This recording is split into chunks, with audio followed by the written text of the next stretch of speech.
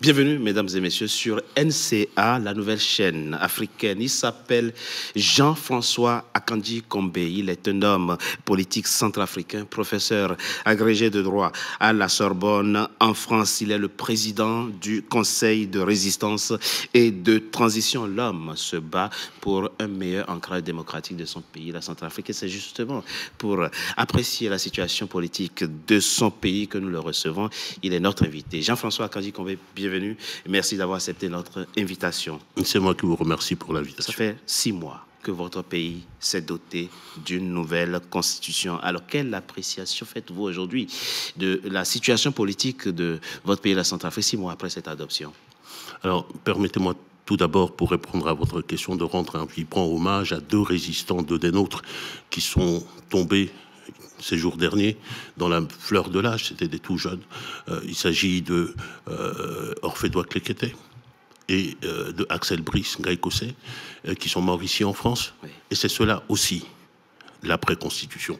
Mais vous avez choisi, et je pense que vous avez bien fait, de choisir le marqueur, ce marqueur-là, c'est-à-dire ce qu'ils appellent la nouvelle constitution, parce que vous avez suivi la campagne, je sais que vous l'avez fait assidûment, la campagne pour l'adoption de cette constitution, et on nous a asséné, aux Centrafricains un certain nombre d'arguments. La constitution, c'est la promesse d'un mieux vivre, prospérité, promesse d'une meilleure démocratie, plus de démocratie, promesse de plus de sécurité. Aujourd'hui, où est-ce qu'on en est?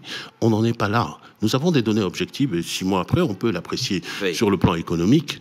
Les données de la Banque mondiale qui datent de moins d'1 mois montrent que la pauvreté s'est aggravée, la misère s'est aggravée même. Aujourd'hui, c'est plus de 70% de nos compatriotes qui sont dans un état au-dessous du seuil de pauvreté, et plus de la moitié d'entre eux ont atteint le seuil critique de l'extrême pauvreté. De l'extrême pauvreté. Et ça, ce que je dis là, ce sont des souffrances humaines de nos compatriotes qui sont derrière. Il n'y a pas d'eau, il n'y a pas d'électricité, il n'y a pas d'eau potable, il n'y a pas à manger, il n'y a pas de route, il n'y a rien de tout cela. Tout ce qui avait été promis n'est là. Sur le plan politique, puisque votre question porte sur le plan politique, aujourd'hui, les marqueurs sont très clairs. D'abord, caporalisation des institutions.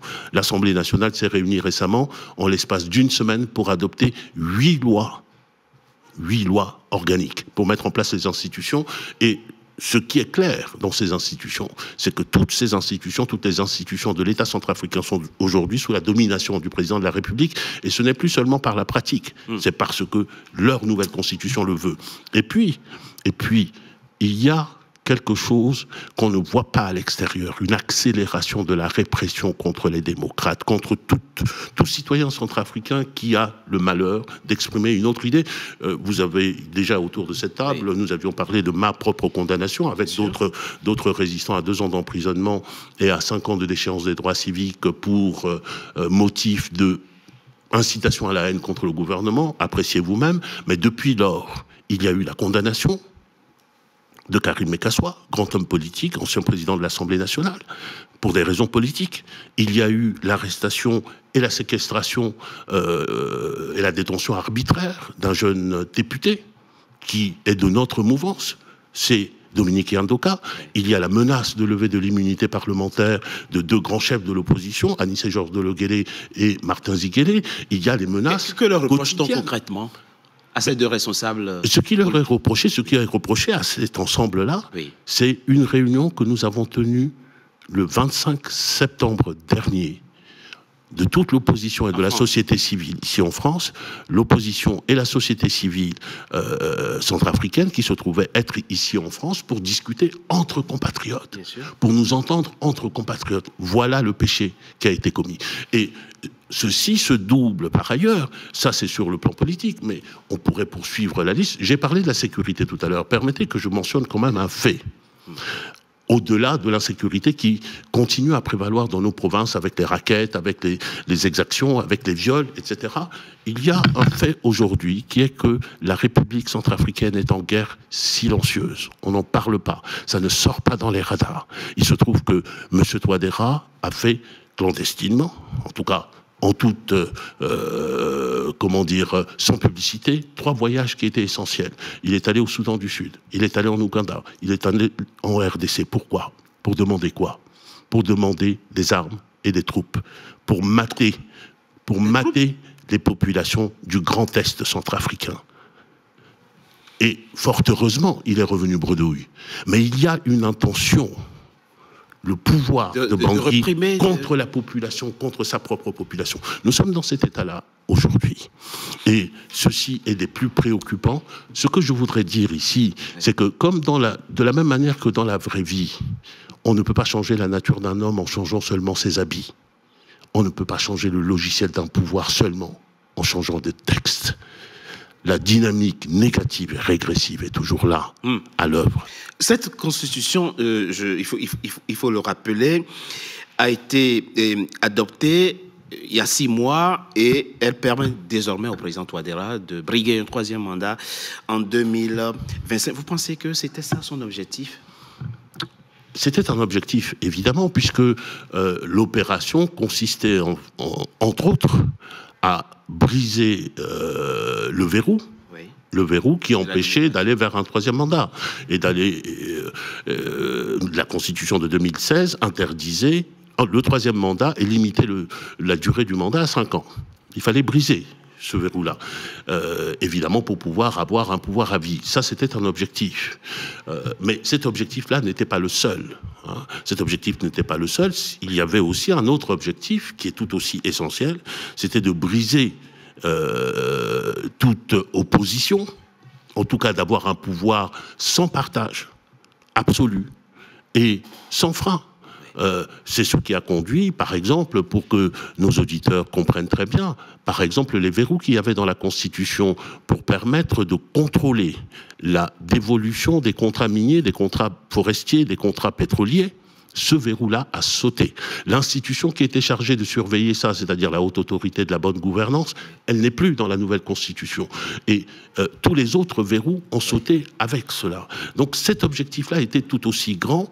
Et je voudrais revenir sur le premier objectif, qui est d'avoir le pouvoir à vie, c'est-à-dire de se faire élire indéfiniment. Tout un arsenal, on a construit tout un arsenal de division des Centrafricains pour atteindre ce résultat-là, à travers 2 notions dont nous avons déjà parlé, qui est d'abord la notion de Centrafricain d'origine, et ensuite l'exigence d'une centrafricanité exclusive, d'une nationalité exclusive pour aller aux élections. Et je voudrais dire ça, c'est dans d'autres pays aussi. C'est dans d'autres pays, mais il faut tenir compte de l'histoire de la République centrafricaine sur les 2 plans. Sur le premier plan, d'abord, l'exigence d'avoir une seule nationalité, la nationalité centrafricaine, c'est une exigence qui, dans l'absolu, ne peut pas choquer. C'est ça. Ne peut pas choquer, mais il faut tenir compte de l'histoire du pays. Ce pays, depuis l'indépendance, a fonctionné par exclusion successive de ses cadres, des meilleurs de ses filles et de ses fils. Ce n'est pas par gaieté de cœur, ni volontairement, que la plupart des Centrafricains sont sortis de leur pays, ont dû vivre à l'extérieur, travailler à l'extérieur et prendre éventuellement une nationalité étrangère. Je veux vous dire, je prends mon cas, par exemple. J'ai soutenu ma thèse ici en France, je suis rentré à Bangui. Je n'ai pas pu trouver de travail, je suis revenu ici. Et par 2 autres fois, et d'ailleurs, les 2 autres fois, c'était en face de M. Touadéra. En 2006, je suis reparti à Bangui avec un projet. J'étais vice-président d'une université française ici. Je repartais à Bangui avec un projet de coopération interuniversitaire et avec le projet personnel de revenir au pays pour contribuer au pays. J'ai rencontré M. Touadéra, qui était alors le recteur de l'université de Bangui, et M. Sarandi, l'actuel président de l'Assemblée nationale, qui n'était autre que le secrétaire général. On a fermé les portes, on a fermé les fenêtres, on n'a donné aucune suite à cela. Lorsque M. Touadéra a été élu, qu'il a prêté serment pour la première fois, j'étais à Bangui, j'étais parmi les premiers qu'il a rencontrés. Je lui ai dit la phrase suivante: je suis à la disposition de mon pays. Il n'a pas répondu à cela. Et dans ces conditions-là, c'est en quelque sorte une politique de double peine. Non seulement vous exilez par la force des choses les Centrafricains à l'étranger, et vous allez leur reprocher encore de pouvoir bien se débrouiller à l'étranger et de gagner de la compétence qui peut servir au pays. Et sur les Centrafricains d'origine, on sous-estime aujourd'hui l'impact de cette notion-là et la portée de cette notion-là. on reste sur le fait qui est déjà très grave. Oui, bien sûr. Que des hommes politiques de premier plan en République centrafricaine sont éliminés de la course à la présidentielle. C'est le cas de Martin Ziguélé, dont l'un des parents n'est pas centrafricain, parce que pour être centrafricain d'origine, il faut que les deux parents soient centrafricains d'origine. C'est le cas, au-delà des hommes politiques, c'est le cas de, je dirais, nos frères musulmans, qui, dans la très grande majorité, sont devenus centrafricains au terme d'une migration. Tous ceux qui sont au terme d'une migration. Et puis, surtout, pour que demain, vous puissiez prétendre être centrafricain d'origine pour accéder aux hautes fonctions civiles et militaires ou aux élections, encore faut-il que vous prouviez que votre nationalité et celle de vos parents. Or, les 30 ans de guerre ont eu ceci comme conséquence que le premier objectif des rebelles, c'était de détruire les locaux administratifs et de détruire les documents administratifs. Aujourd'hui, quand vous allez en province, sur 10 centrafricains, vous n'en trouverez pas 2 qui sont capables de vous prouver leur nationalité, leur propre nationalité et la nationalité de leurs parents. Ça veut dire quoi? Ça veut dire que c'est plus de 80% de centrafricains qui sont exclus. On a exclu tous ceux qui pouvaient gêner.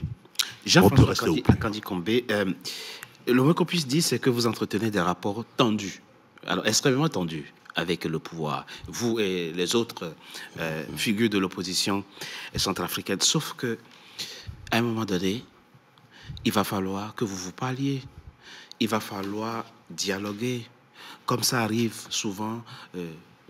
Ou comme c'est arrivé récemment dans des pays, dont le Tchad, par exemple, qui a organisé un dialogue national, mais c'est arrivé ailleurs. Là, le président sénégalais, Macky Sall, appelle ses compatriotes à un dialogue national. Dans quel état d'esprit êtes-vous aujourd'hui par rapport à la possibilité de s'asseoir et de discuter avec le président Touadéra? Alors, en me regardant comme cela, les yeux dans les yeux, oui. Est-ce que vous avez en face de vous un dangereux criminel, terroriste, jusqu'au boutiste, extrémiste? Non. Vous avez en face de vous un fils de Centrafrique, un patriote, qui se dit « mon pays mérite mieux », qui se dit « il est possible de faire autrement », et qui, avec d'autres patriotes, ont toujours été dans une position de dialogue, de discussion avec le pouvoir. Combien... Mais vous n'avez pas été ouvert. Combien de documents... Vous n'avez pas été aussi ouvert que ça. Au contraire, vous avez basculé dans une forme de radicalisation. Combien de mémorandums nous avons transmis? Oui, je parle de moi, mais je parle aussi de toute l'opposition démocratique parce que, y compris à Ezingo-Biani, nous étions ensemble. Nous nous sommes retrouvés ensuite ensemble maintenant. Et il y a un cheminement. Nous avons exploré toutes les voies du dialogue démocratique, de l'action constitutionnelle. Nous avons été devant la Cour constitutionnelle qui nous a donné raison. Qu'est-ce qui s'est passé? Le pouvoir est passé en force. Oui. Vous le savez très bien. On a construit notamment sur cette constitution qui a été déclarée inconstitutionnelle. Le processus a été déclaré inconstitutionnel. Ils sont passés en force.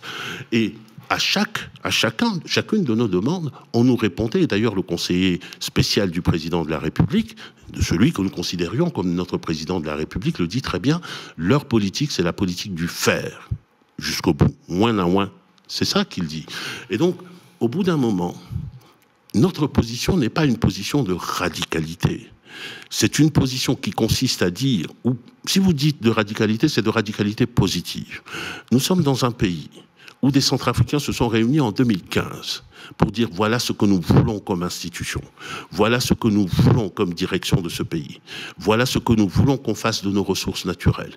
Nous ne voulons plus repartir dans les affres de la malgouvernance, etc.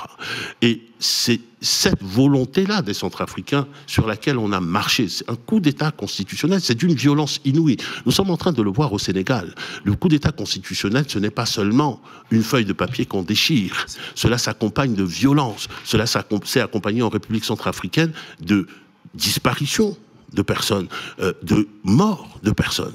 Et donc, nous nous sommes levés et nous avons dit, mais puisque nous avons tout tenté, et il nous reste un instrument qui est un instrument constitutionnel. C'est la Constitution qui dit que ce que Touadéra a fait avec les siens c'est une déclaration de guerre au peuple centrafricain qui a pour conséquence qu'il est illégitime et qui appelle les citoyens à faire ce que nous avons fait. Nous nous sommes levés pour le faire. Maintenant, pour répondre à votre question. S'il y a des signes, s'il y a aujourd'hui des signes d'une main tendue de la part du pouvoir centrafricain, est-ce que vous saisirez cette main tendue? Pour répondre à votre question, nous sommes des citoyens ouverts au dialogue, et à titre personnel, je suis ouvert au dialogue. Ce n'est que par le dialogue que nous sortirons notre pays de l'ornière dans lequel il se trouve. Ce n'est que par le dialogue et par la réunion des compétences centrafricaines qu'on peut avancer. C'est d'ailleurs la logique que nous avons dans le CRT, c'est la logique que nous avons aussi avec les partis d'opposition. Nous sommes ouverts au dialogue, mais nous disons ceci. Il ne peut y avoir de dialogue utile que si la confiance est là, c'est-à-dire la confiance dans la parole de l'autre. Toute notre histoire du cycle Touadéra nous montre qu'il n'y a pas de respect de la parole donnée, y compris le serment qui a été fait sur la Constitution et devant les ancêtres. Il nous faut ça. Nous le posons comme préalable. Deuxièmement, nous irons au dialogue. Nous sommes prêts à aller au dialogue si le climat qui a été créé aujourd'hui, qui fait que aujourd'hui, aucun d'entre nous, si je rentre aujourd'hui, je suis en prison. Je ne vous cache pas. Mais tu as parlé de signes de main tendue. Donc, mais de signes de main tendue, il y a un certain nombre de choses, mais que je ne détaillerai pas ici puisque nous n'avons pas le temps. Mais ce que je peux vous dire, c'est que par le truchement d'un certain nombre de canaux, 3 en particulier, nous avons déjà envoyé le message à M. Touadéra. Et à son gouvernement, il lui est parvenu sur les préalables qui feraient que nous irions à la table des négociations. Il ne s'agit pas simplement de discuter. Nous avons dit, lorsque nous nous sommes réunis avec les partis politiques le 25 septembre, compte tenu de la situation telle qu'elle est, nous ne reconnaissons pas la Constitution parce que ce n'est pas une Constitution des Centrafricains et nous ne reconnaîtrons pas les institutions qui en seront issues. Et la conséquence de cela, c'est que nous ne pouvons pas aller à des élections qui sont d'ores et déjà pipées. Donc, mais, je le répète, nous sommes convaincus que c'est par le dialogue qu'il faut sortir, mais un dialogue sincère, avec une garantie, et nous demandons à nos amis de la communauté internationale, quels qu'ils soient, de jouer ce rôle de garant. Parce que la parole de M. Touadéra, aujourd'hui, aucun Centrafricain ne peut y croire. Une dernière question, très rapidement, pour finir, et votre réponse, s'il vous plaît, en quelques secondes. On le voit dans plusieurs pays, l'opposition a du mal à parler d'une seule voix, divisée. Elle est dans plusieurs pays. Est-ce que vous qui faites partie des principales figures de l'opposition centrafricaine et les autres, dans quel état d'esprit êtes-vous aujourd'hui si effectivement le président Touadéra manifeste des signes de main tendue? Est-ce que vous êtes en situation de partir unis, la main dans la main, pour construire votre pays, la Centrafrique? Alors, ce que je peux vous dire, c'est que, effectivement, comme dans beaucoup de pays africains, nous avons été divisés. Mais fort heureusement, et c'est l'une de mes plus grandes satisfactions, de nos plus grandes satisfactions, ce n'est plus le cas aujourd'hui.